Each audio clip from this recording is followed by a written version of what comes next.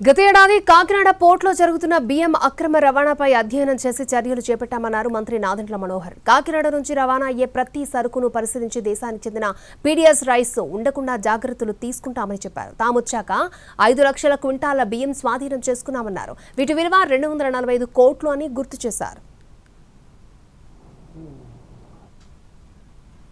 ఏ విధంగా అక్రమ రవాణా జరుగుతుందో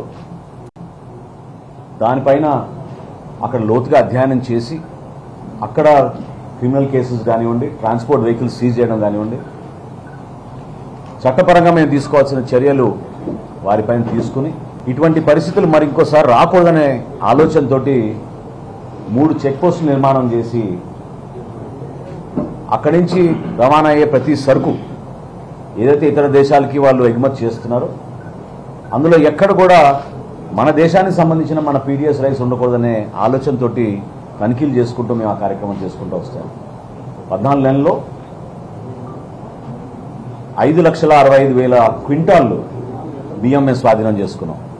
దీని ధర దాదాపు 245 కోట్ల రూపాయలు. 5 సంవత్సరాల్లో మొత్తం వాళ్ళు చేసింది 5,30,000 క్వింటాలు. దాదాపు 230 క్రిమినల్ కేసెస్ పెట్టాం. చాలా చోట్ల కోర్టులో ఈ పోరాటం జరుగుతోంది.